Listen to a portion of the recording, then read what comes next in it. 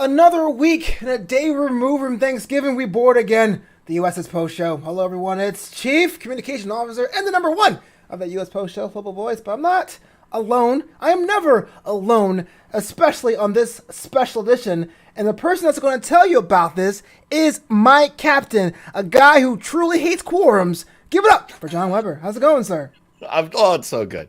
So good, Flobo. You're the best number one in the business. Do I tell you that enough? No, you don't. Tell me more. And what is today's episode? It is a special what? Today is Black Alert Friday. And do you buy Black Alerts or to get stuff you don't need? Well, because Star Trek Discovery introduced the Black Alert, which is what they say right before the show does its the ship does its spinny thing and then travels along the mushroom network. Or when I walk into a room, but go ahead. God, just kidding. It's a low-hanging fruit. I went for it. You know something? I didn't even see it coming. That's how good that joke was. I have to get that shirt. But we're not alone as well. We have a very special guest. She is pro wrestling's first Gothic Lolita manager, who is now an activist and a roller skater. Someone we can all say yes to, Pris. Hi, thanks for having me. Welcome aboard the USS Postshow. Thank you. I just got back from the Black Lodge, so Black Alert. It is looking like maybe a little person and an extremely tall man are going to come in and start talking backwards.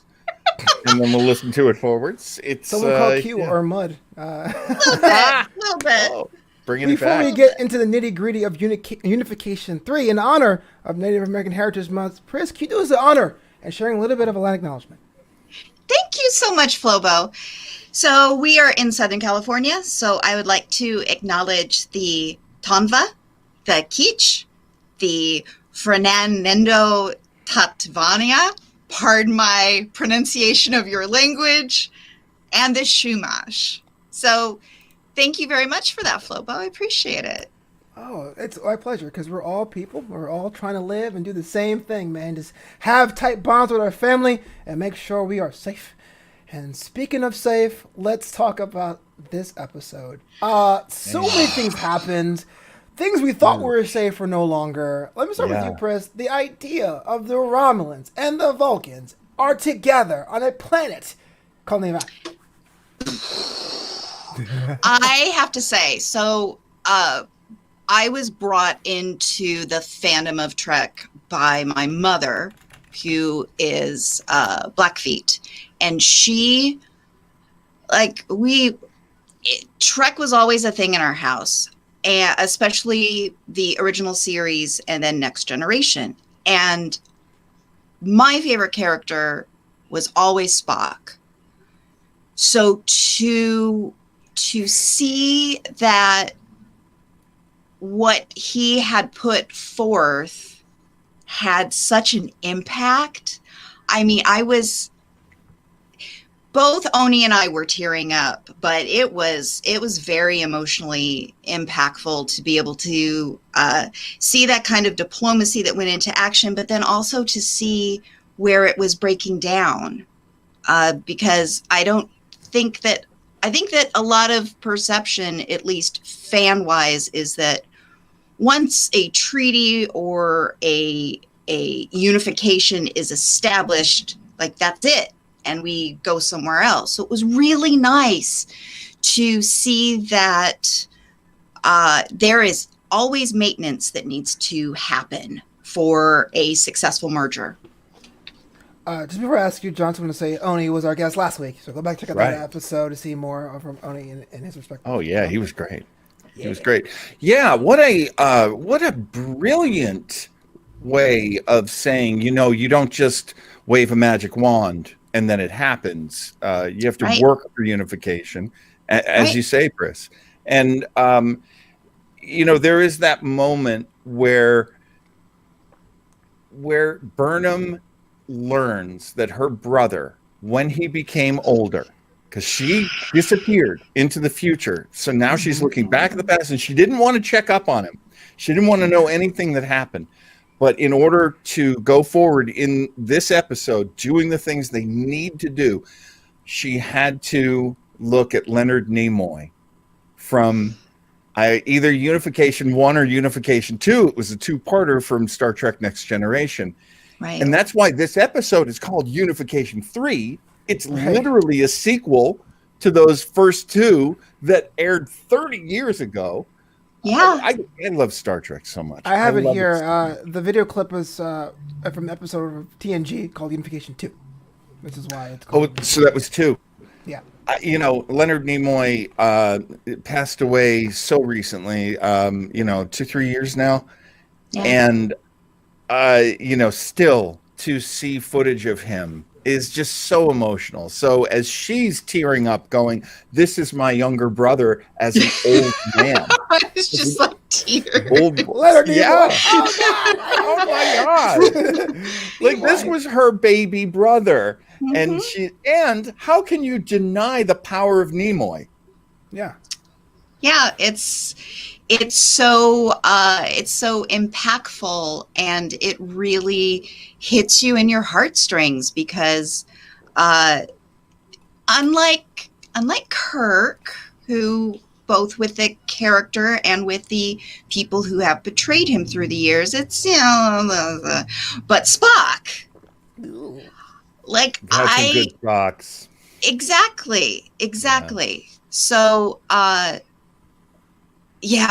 was just so big. And then I also really loved the calling out of the centrist ambassador character. The timeliness of that was also very impactful for me as someone who very proudly identifies as a progressive. So that was also a really nice little. Oh, it's a progressive show too. I'm gonna get all up in that in just a minute. Just set the stage, just a little bit. So it turns out that Navarre, the former Vulcan, has left the Federation. I mean, what? Okay. Yeah. Even the fact that Vulcan's name got changed. That's like what? Vulcan is Vulcan. Like that's one of our pillars in this series. It makes perfect sense why it happened, but oh my God, it's like finding out that Earth is going by, Janelle. Yeah, I was just going to say, no, Earth is definitely a Karen. Come on. Speak to the manager. Oh my God. Poor Navarre, poor Janelle, I guess. Janelle is next season. Well, let's talk about our MacGuffin of the week. Project SP-19 was something of a point of contention there. Now, this is something that, granted, does seem for this purpose, does seem very ad hoc, has a lot of implications about what caused the burn, why the Navarre had left the Federation. Heated stuff here. But let's take a step back. If not knowing what was going to cause the burn, and if you were on Navarre and this was an issue, was it right for them to blame the Federation even back then of being forced to work on this project, even though they found flaws in the process? That's a good question because... go ahead, Pris. No, I was going to say there is no easy answer for that because you have to. I mean, you have a newly named planet who is trying to bring about a peaceful unification of two tribes, essentially, that have been at war for a very, very long time. So, the way I saw it is that was a byproduct of the peacekeeping. So you don't have this outside body of people who don't know about your culture, who don't know about your ways, essentially telling you what to do. So I can see it. Well, they're bearing the weight, as Vulcan always had, of the Federation. The Federation was very Vulcan. For many, many years. Their science is way ahead of where almost everybody else was when the Federation was started. Right. So, as the Federation, because it becomes its own thing, its own nation, its own giant body, and it says, you have to do this for us. We're pushing you. It reminds me how often so many of us don't think that nuclear power plants are a great idea. But the only reason why the lights are on in my room is because of a nuclear power plant. Right. Or my backyard. Yeah, I've got a exactly, and not in my backyard. Let's go with that because there's this sense of, well, too bad, Vulcan. Do the thing that you think is dangerous and isn't working. Yeah. He's pointing his finger at you, Vulcan, in the future. Here's the thing. Get your act together, Vulcan. Now, I always do this, and that is I always try to drag every other science fiction show into discussing Discovery. Yeah. So they show us what SB-19 became, or what it was supposed to become, which was giant portals that ships could go through to skip through the universe. So like Avengers Endgame. Well, I was thinking more Stargate. Okay. Ooh. They're creating Stargates. Now, granted, they've been in lots of other science fiction shows, but do you remember when Stargate had a show called SG-1? Yeah. Yes. And now they're talking SB-19? I don't know, John. Sorry. That's a stretch. That's kind of close. That's kind of close. It's bad enough Discovery gets lambasted for being Andromeda this season. I gotta throw a Stargate at it. Come on. Heel turn. That's what you're doing. I can't help it. I know I'm not only going to be true to Star Trek. There will be all other shows that I love. And I do like to pull on lots of, this actor was in this. This actor was in that. Right. I won't give you too many of those because we don't have any strong ones. Please tell me if they ever come up. I love that. I feel like we do our research and I'm so you. So like, oh, make me look good? Great, John. Who's in the show? Oh, fascinating. I'll let you know. Can I also just point out what I had in my notes was Michael Burnham in the very beginning has a very unsatisfying conversation with everyone. She's not sure where she fits into the Discovery crew anymore or Starfleet anymore. Things are just so tense for her. And we find this out when she goes and visits Cleveland Booker, who's in his ship, which is parked in a where's it? It's Why not? Why not? Yeah, a bay. And here's the thing: it's like her boyfriend is living in his RV in the driveway. Kinda. That's what I was going to say. It's in my notes too. I'm like, you have personal transport. If you walk out to the shuttle bay, everyone's going to see you, bro. Like, can you be a little bit more discreet? Like, are people working there going, let's Burnham getting hers again? I swear. Like, so, what are you doing? So like, two things about that. Number one, like, there's a lot of Firefly going on, especially with him being called Book. There you go. Secondarily, if Data had a cat on the Enterprise, why can't we move what I love most about Book's ship, which is his cat? Queen Grudge? Just kind of, and then everybody's happy, and it's all good. That is kind of savage. Hey, you the cat can come inside, but you're outside there, Book. Well, I'm hungry, Mike. Too tough. We got the cat. I don't know. When you were saying that you were disappointed about the beginning of the show, I thought you were going to talk about the tastefully shot, but here we go fan service at the beginning. And I very much love these two characters. I do. I just don't need to see certain things. That's all. You're talking about Book and Burnham. Yes. Hooking up in his RV. Gotta earn that TV MA rating somehow, and it's not gonna be through diplomacy. So I didn't like it, but I didn't hate it either. It's not with me. I was just like, it's usually the death knell for a character relationship. That's all. It might be. There are times when I've accused this show of being very Shonda Rhimes. So we get some exposition because our strong female lead is talking to her very supportive, understanding boyfriend. I mean, that stuff happens. I don't mind that stuff because I like all of these characters. They've done really good jobs, making me like them. So a couple of characters getting a little hey. It's not what am I listening to? Yeah, man. That being said, if Saru like found somebody in the universe, like at the end of the episode, I was like, interesting. At first, I'd be like, ill, but then I have to check my own racism. Why am I saying ill, Flobo? Exactly. Doug Jones, by the nature of his being, is attractive to everyone and anyone. So just be okay with it. That's all. We are off the rails. So the new demoted Michael Burnham, now fresh from getting some hey, decides to go to Navarre to get this data. And President Trina is like, nah, and there's no way because of reasons, which we'll get into in quite a second.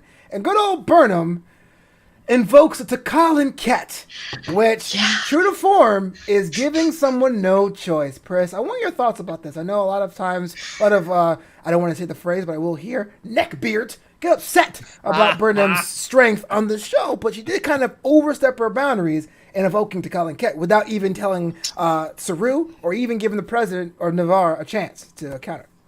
Yeah, it's I mean, yes, it is in keeping with some parts of her character, especially her newly developed character with her time travel and her being off on her own. So I understand. And I also thought that the conflict that Michael Burnham was portraying in the relationship with her mother, but also with Vulcan heritage, was also well played. But yeah, I mean, that's a writer's contrivance / convenience to kind of push something forward that needed to be pushed forward and also create obstacles. So, well, I felt like they justified it pretty well. I mean, she is still technically a member of the Vulcan Science Academy, so she does have the right. Yeah. She does have a historical context to the entire planet, which is that she is the sister of their great hero, a great cultural hero. It's like Abraham Lincoln's sister walks in and says, I want to argue with you in court. Well, you're going to go do that. Don't get me started on Abraham Lincoln. But yes, and those are all very, very valid points. Maybe this would have been a little easier to digest if it had not been the episode right after she gets demoted, right after she did a bunch of other things that she did not have authorization for. Maybe then it would have settled a little better. Sure. I want to say to everyone watching live here on Facebook, Twitter, Twitch, and YouTube that I've lived on this planet 30 plus years. And I've never heard the phrase, quote, don't get me started on Abraham Lincoln, that I have today. And I want to thank you, Pris, because I feel like we should change subjects. Forget the show. I don't want to say Pris has a lot of buttons, but Pris has a lot of buttons.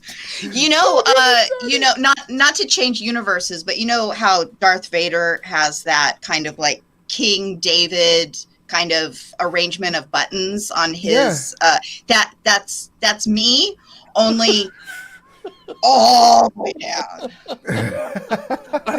I've actually taken road trips with Pris and Oni and mentioned James Corden and gotten 10 minutes of misery shoved in my ears about how James Corden isn't a nice guy, and I still don't even understand why.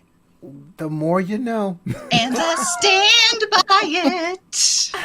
If you're just joining us, thank you, welcome. This is Commander's Log, brought to you by Geek Renaissance. It's Black Friday. Head up Geek Renaissance at Geek Renaissance on Instagram. Get yourself some keychains, get yourself some earrings, and your own functional geek chessboard at Geek Renaissance. Thank you for supporting the show.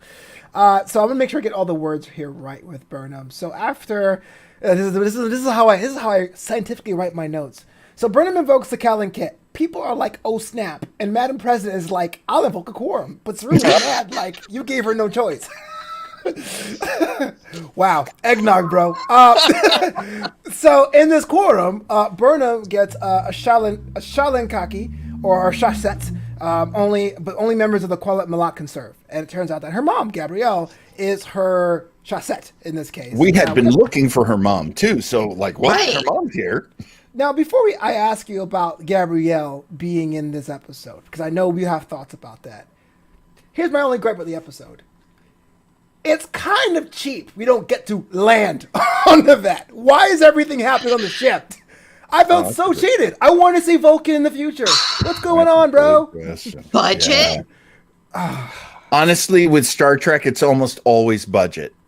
I remember there being a discussion not too long ago about, did they actually do a clip show in Star Trek Star Trek Next Generation season 1? Did they actually do a clip show? Yeah, because they ran out of money. That's why you do clip shows. Wow. Well, and that's why, if you notice, this season, Saru's makeup is so much more on point than it has been in previous seasons. So, yeah. He's the captain. Budget. I mean, it makes perfect sense. Yeah, all exactly. Right. Exactly. I'll allow it. I thought it was more in the future. So no, I hear what you're saying. I'll bring my advocate in. 7 episodes in, I get mad at one thing. Anyway, no. No, you're right. You're right. That's a good observation because, a giant ship moors in your harbor and the people go, hey, we need to talk to you guys about your official stuff. And you go, okay, let's all get on your ship. I mean, and it's not like it's like downtown Janine or downtown Karen. This is Vulcan. I mean, come on, it's a heavy hitter. All right, but I'm just gonna interject here that this was an episode that aired on Thanksgiving, and I don't know, maybe the Vulcans and the Romulans learned a few things from how the Western Europeans treated Native and Indigenous people. Our planet's closed. We're gonna come to you. Exactly. We'll be in charge of this. Sure was interesting. That Gabrielle does board the ship, and we haven't seen her, which pretty cool that she's in this specific role, in this specific planet, at this specific time. Hey, that's the way it is. Plot happens all the time. Yeah. But Burnham is happy to see her. Pris, I hear you sighing. Walk me through this. Gabrielle is going to be her own daughter's advocate. Yes, it was a contrivance, but, it is what it is. You have to have a little bit of that, just giving it up and being part of the world. And I really, really love the relationship between the two actors.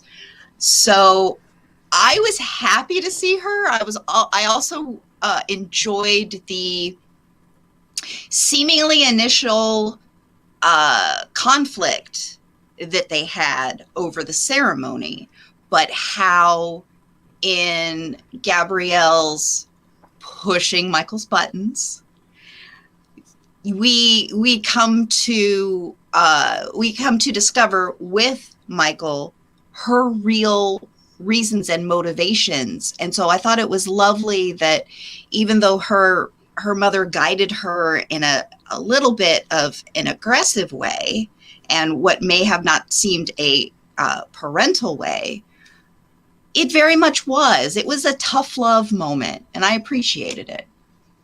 Sure. John, yeah, I mean, very much in character. Her mom is pretty tough. Always has been. Yeah. Yeah. So just gets a little background here. No, we're going to go more into the trial now, but before we get into the nitty-gritty of it all. So this... to Kellen Cat, I have it written down here. You basically prove your case in front of 3 people. And so just for our own benefit here, Nuraj is the older Romulan, the white dude. Shira is the hybrid Vulcan Romulan, the white lady. And then Vikir is the pure Vulcan, old school, the black dude. So we have these 3 people standing trial, while as Burnham is trying to appeal to them. We all know what happens here. She withdraws the request. She gets the SB-19 information anyway. But let's talk about the trial itself. I mean, this here has a lot of that classic, meaty Star Trek we love so much. In fact, there was actually a quote here that about science always being politicized, which I thought was pretty interesting because it seems very timely now in this era. Let me start with you, John. Thoughts about the trial, thoughts about the using of science, and how 3 different perspectives on the same planet can come in contact with each other in conflict. I'll go backwards through your points there because they're so excellent. One of the things that we've seen forever in science fiction, the original series is full of it, is We fly to this planet. View screen goes on. There's 3 people. They're all wearing the same silver suit with the stripes. And they're like, hello, we are from planet Hubiba. And we on Hubiba think this and we think that, and you must follow our rules. And you're just 3 people out of 5 billion. Yeah. A whole planet worth of people is represented by just one look, usually all white folks. It's kind of the Guardians of the Universe and Green Lantern. I found the quote here. It's science cannot be separated from cultural and political context. That was from President Torino. That is a very kick-ass observation too. I was really thrown by. I think I joked about this maybe 2 shows ago, which was the original series would always have this episode is our whodunit murder mystery, and this next episode is our star-crossed lovers story, and now we're at the tense trial. And so here we go. We've got a tense trial going on. But what they do give us are these different divisions within what used to be Vulcan, and there was Romulus, and now they're all on one planet, and they're all having constant conflicts, from what they tell us, between Romulans, Vulcans, the Vulco-Romulo. I can't remember what that is group completely is. racist. How dare you? No, it is so racist. Oh my god, that is so. You're canceled, bro. In the future. No. Is it racist or speciest? Yeah, he's right. Either way, let's get him. Well, it's really interesting that they show us these cultural differences, because we are in a very divided society right now. We understand what a divided society looks like and sounds like, and they're just letting us know. This is monolithic. You're not going to solve this in one episode. And that's very not Trek. So that's really cool, too. Agreed.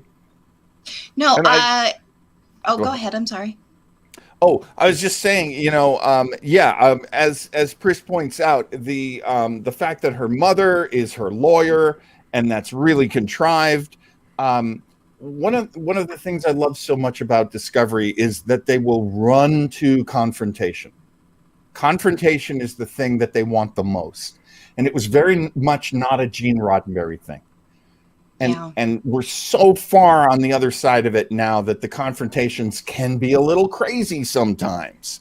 Mm-hmm. Like, we gave you a lawyer and it's your mom. You talk to your boss sometimes. But that stuff is crazy. Yeah. But they're getting us to this really meaty, high quality writing and acting, and it looks so good. So yeah, I cut them all kinds of breaks. Fair enough. Yeah. I have a question. And Flobo, this might address something that you talked about earlier, but does this ship have a holodeck? And if so, why was that not utilized in this particular traditional exercise? So they got retrofitted, but a holodeck was not in the retrofit montage, so it hasn't been addressed. So I either say they don't have one, or they'll show up like, surprise, we have a holodeck now. So I'm not really sure why that is. I'm sorry. It looked like it was in the hallway. That's why I was like, this could have been done better. Even if you were like, remember when we dropped off Adira on Trill? That was like 2 scenes, and I think we had enough of an air for the place. This was like in the hallway between the library and the broom closet, and wherever Book and Burnham does it. Just sitting there going like, "Now wait a minute, didn't they have this trial like in the lunchroom?" Yeah, that's what it felt like. Pretty much. And we see them like replicate the torches and the gong and all that stuff. So I think we have holodeck emitters built into certain places, so they're able to use the replicators to create these things like the burning torches and the special Vulcan gong. Programmable matter, absolutely. So so it's probably not replicated. You're probably right about that. So I'm not sure in the future you need a holodeck, because a holodeck provides the space for the holograms for the hollow emitters to create the environments and so forth. The weird thing to me was like you could go on a 10-mile run in a holodeck and essentially the whole room just becomes like they make you run in a circle. Yeah, but also consider that it has been openly acknowledged and talked about that these characters have gone through some of the highest degrees of stress, and a lot of them have PTSD, whether or not they're using that terminology. So it's a perfect opportunity for them to have a holodeck to release some of that tension. At least that was what we were told it was there for in Next Generation. So Right. Yeah.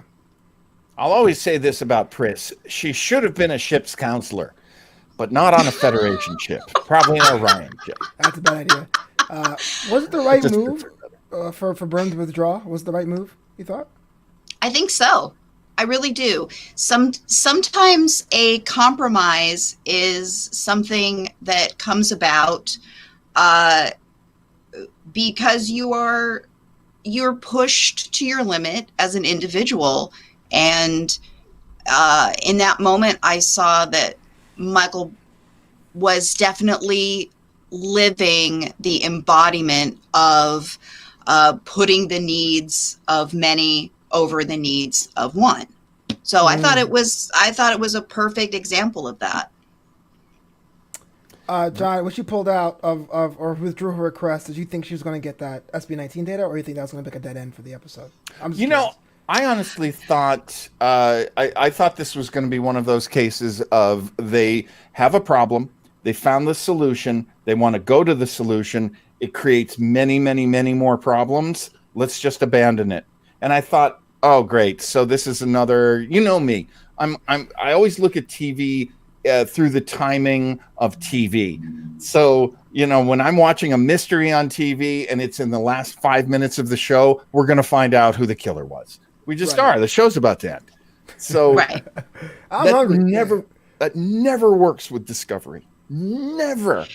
And one of the reasons why I love the writing, because I didn't realize that she could give up the thing that she needed the most, and that would be meaningful and it would be right, and then she would still get that thing. I didn't realize that would happen. And yeah, I didn't either. I would have been okay with it coming down the line a little bit more. I don't need an automatic payoff, but then again, I'm not part of the demographic that they're trying to appeal or appease. So I can wait. Let me asking. Just say millennials. We know you mean millennials. Well, does she? Because I'm offended. Sorry, Flobo. No, because it is interesting that the perception of the millennial generation is that we want it now. We need it now. Quick cuts, hyper reality. But because a lot of us have also become globalists and we're very interested in peoples and cultures outside of our own, Sure. you see entertainment represented in different ways as well. And in a lot of Western European and also Asian entertainment, waiting is not a bad thing. Patience is not a bad thing. Not knowing, not a bad thing. So sometimes being spoon-fed everything is, it's like refined sugar. It tastes awesome, but it kind of makes your jaw hurt a little bit after a while. But it tastes awesome. Now, it's funny you saying all that because we're all wrestling fans and we just want our storylines now. I don't see where they're going, so I hate it. Right now, it's very ring. It has to be a payoff. It's either I want the match next week or WrestleMania. There's no middle ground. Okay, so see, I'm old school. I need a lot of psychology. So once again, I'm willing to wait for that build up. That is my Abraham Lincoln. In other news, we have a new #1 on USS Discovery, and her name is Ensign Tilly. We talked about this last week, John. We weren't sure about giving the ensign the slot, the responsibility. We argued about this. It was a nice argument, but we did argue. It was definitely my choice because Commander Non's on a planet somewhere. Congratulations to Tilly, John. Good idea, bad idea, middle idea. I know you're a Redhead fan. Tell me all about it. I am, because for me the show is Star Trek Redheads, and I do love it, especially since one of the Vulcans that was at the trial is a redhead, so we got a new redhead. I love that. Good for you, man. I didn't even notice that. But I didn't even notice that. Oh, really? Oh, they love their redheads on Discovery. He tracks every redhead on the show. It's kind of obscene.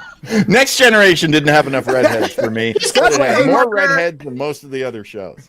He's got like a murder board with a lot of string in the background. Oh, Detmer. Now, you dyed your hair today. Now, Stamets is technically blonde, but that's a strawberry blonde, so he counts as a redhead. And yeah, that's me with my thread board. How does it tie in with the JFK assassination? I'm just trying to say that. Okay, I've completely forgotten the question. I have no idea what the question was. Tilly is now our new #1. Thoughts about redheaded Tilly being our #1? Tilly, who I know I say this probably every week. I could not be more gratified at how much the fans like Tilly. Because 20 years ago, that would not have been the story. The fans, the neckbeard boys, would have been trashing the whole darn show just because they gave her so much to do. And I think we all see her humanity. I think we see that there's a yin-yang with her and Michael Burnham, where Michael Burnham is tough and emotional, and Tilly is she's much softer. She's a much softer personality, a much softer person. Also brilliant, also extremely good at what she does. And it's a stretch. It's a stretch for Tilly to be the #1. That is true. And I love the scene where she walks into the spore drive room and everyone's there. All of our, major characters are there, and they're all saying, "Say yes." That was lovely. And it was corny. Yeah. And I was going to go, well, that's too corny. But then Michael Burnham walks in late and goes, "Did I miss the awesome say yes part?" Oh, that worked for you. Sick. Awesome. That so worked for me, because when they comment on the things that they do, they usually do it in such a smart, funny way that I go, I can relax now. This whole sentimental avalanche of love for Tilly is a good thing. It shows them uniting, which they don't always do. And even Detmer, my sweet redheaded Detmer, is very supportive and emotional for Tilly. And, this is the character who's been on the razor's edge for most of this season. Yeah. So it's corny, but I loved it. Sure. I make no bones about the fact that I am a huge Mary Wiseman fan. I have watched her on Baskets.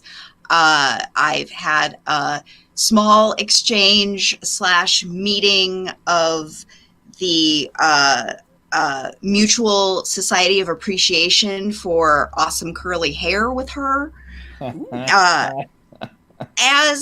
As someone who is feminine, who doesn't see a lot of enough writing of relatable, authentic, feminine characters, I love her. I love that she's flawed, but she is also very accomplished. I love that she has a lot of different ways of relating to the different people in her crew. Every time she goes into that area, it's just like a big warm hug, because there is so much queerness in that specific area of the ship. in science. Yeah, and I love that too because there's such a movement and push over the past several years to get more women involved in STEM, and there she is. And yes, she's not the most qualified, but she's also showing and has been shown previously when she was picked to be part of the away team with Saru. Right. She's also exhibiting through actions that kindness and diplomacy through kindness. Empathy. Yes, those are extremely valued and underused tools that cannot always be taught. So I definitely see her value in that role. I'm excited to see where they go with it. And it's great that it's an interim position versus an official position. Right. And they make that distinction too. I like that too.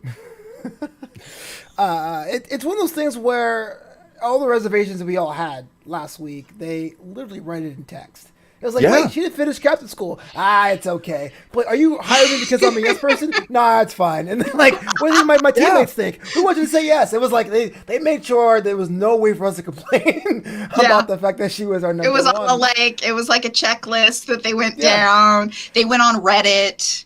They knew. This is one of the things I love about Discovery too. I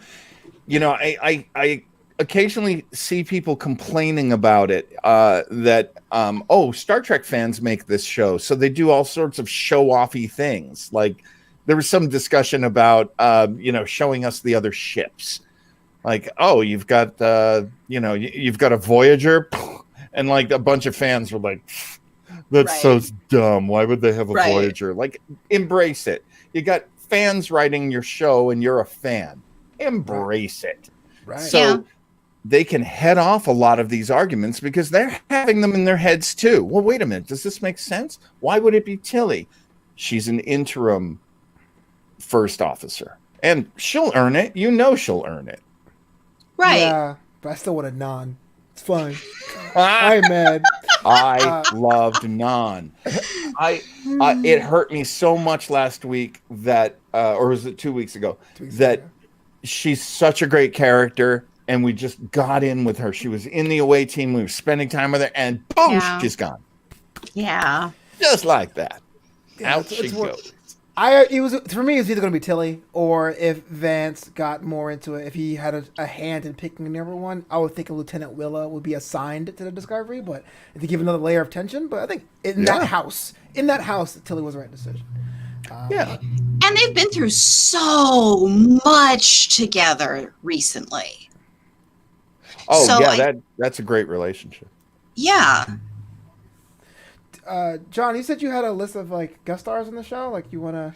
I did. One of the things that I love so much is people from other shows being on the show. So of course we remember that. Where is she? So Gabrielle Burnham, Michael Burnham's mother, is played by Sanja Sohn, who is from The Wire. Okay. A bunch of other shows, and was such a specific character on that show. If you had said, one day she'll be on a Star Trek show and you'll love it. Well, I didn't ever see that coming, and you're right. I love it. Yeah. I also love that our sort of judges and our president of the new planet, the newly named Vulcan. I went to thank you. Yes, it's Trina, isn't it? Trina. I love that. I went to go look up to see what they had been in, and of course they've all been in the Canadian shows, and I couldn't even tell you because they've done so many of them. This one's been on Dark Matter, and this one's been on The Expanse, and this one's been on, just so many sci-fi shows. So I love that. We always get our great Canadians in this show. And also my big, I like to do my Tilly hug of the week, pay my tribute to the Tilly hug that meant so much, and that of course was the this. Is this like your yes. OnlyFans? I had no idea you had this segment every week. wait, what? Hug of the week, huh? Do you not realize that I've created my own segments within your show? I had no idea. I like that John has somehow wholesomized. I know that's not a word, but somehow made OnlyFans more wholesome than I have attempted to in the past. So for that, bravo. I'm here for the hugs, bro, and the ambiance. If I had an OnlyFans based on what I do on this show, and I thought about it, it would be running a camera while I'm watching it, so you can see when I cry. Actually, that's that premium content. I will definitely want. It's ASMR. It was like 2 or 3 per show. I think you already have. I think you already have a few German sponsors. Oh my gosh! They love that crying. Let me tell you, it's true. It's true. As soon as Leonard Nimoy's face came on screen, I was just like, I'm just going to pause it because I'm going to need the amount of time I'm going to need to cry, and then okay, let's keep going. And I had one more thing. What's up with Vulcans and gongs? They do love their gongs. The Vulcans. I'm sorry, gongs are cool. Vulcans too, I guess. Are you doing your stand-up routine? What's the deal? What? What if? He has to roll up the sleeves on his Paula Poundstone oversized blazer. I'm at 10-4 all week. What's the deal with gongs? What's up with Vulcans and gongs? Who are these percussionists? I have no John's idea. background just needs to be a brick wall. I'm just playing with you. I feel bad now. I just came out of nowhere. I was like, what? It's hilarious because it's true. I just started taking notes, and this is unfortunately what you get out of it is me writing my jokes. I'm totally glad. So Pris had mentioned that Tilly has been an outstanding character for her. I didn't know, since you have so many redheaded fans, John, do you have one that sticks out for you this season or overall? Honestly, I think Tilly is probably one of the greatest characters in Star Trek. I'm going to go out on a limb and say that, because you're taking someone who's so far out of the traditional fan service. I will never forget on Deep Space Nine when suddenly the Klingons are at war with everybody. And every Star Trek fan I knew was like, oh, great, they're bringing in the Klingons now. And reintroducing and creating these characters based on what people want or what they think they want, that's a game. And you can play that game. You'll get certain things out of that game. But if you just go, look, this is Tilly. This is Sylvia Tilly. This is who she is. This is what she does. This is how she does it. And a lot of us fans can go, I totally see what she's doing and I appreciate it. And now you're at a point where a show that was all based 20 years ago on shut up, Wesley, is now. Which, I like. But it threw me off. First time I saw it, I couldn't stop laughing at it. It was like 2 years ago, last year. I was like, wait, did he just tell him to shut up?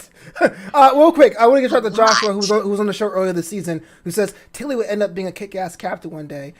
Just to put your 5 cents in there. For sure. And I totally agree, Josh. And I think one of the things we may see is that she's going to be a major player in diplomatic missions.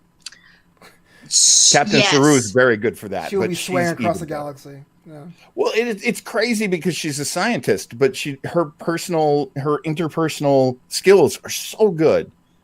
Well, how can you not like her?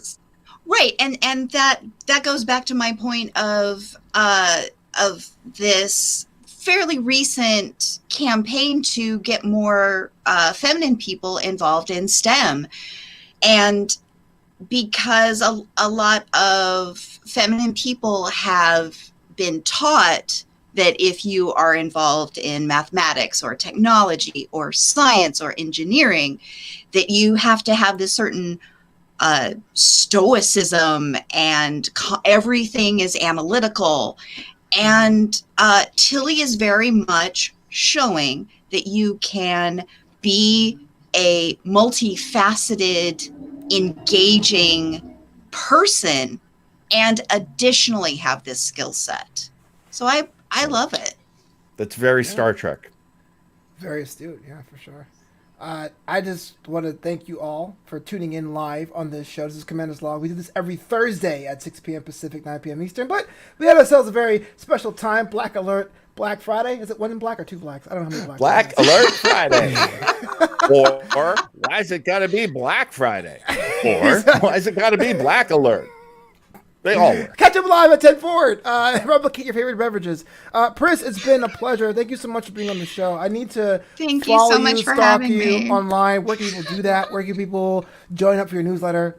Tell me all the things. Holiday newsletters coming up. No, it's all lies. Brandon didn't graduate college. He spent all that money on ink pens. No. You can follow me at my name is Pris, which that's my Instagram. You can also go to my YouTube, which is The Pris Show. You could go to my Facebook, which is Pris Champion of Women. And you can go to our TikTok, which is the Kawaii Club. Ooh, I like it. And if I can go ahead and take just a nanosecond, every Saturday night I'm trying to think of my times from 10 p.m. to midnight. Psst time. No, psst time. Oh, psst time. Got it. Psst time. I skate live from our home to a very eclectic Spotify mix that is also available for people's enjoyment. And all of that information will be on my Instagram as soon as I leave this because I haven't put it on there before. Oh, good. We inspired you. Yes. Come on back, Josh. We'll do it again next Thursday, of course. John Weber, where can the world find you online? Good, sir. You can find me on Twitter and Instagram at Hello John Weber, and you can find me on Facebook at John Weber. But I'm not sure we'll become friends on Facebook because sometimes people sass mouth to my mom, and I just can't stand that. But yeah, can't have that. Hit me up, and we'll work it out. Don't sass John's mom. She's a good person. She tries really hard. No. Thanks for coming on board the USS Postshow. This is Commander's Log every Thursday, 6 p.m. time. Can I say that now? Is that your gimmick? I don't know. Or 9 p.m. Eastern. It's fine. You can take it. All right, I give you permission to take it from the native. You hear it here first. I got permission. Flobo Boyce on Twitter, Flobito on Instagram, and newamsterdam.com. That's KDW Amsterdam.com. Pris, you know the words. Live long and what? Prosper!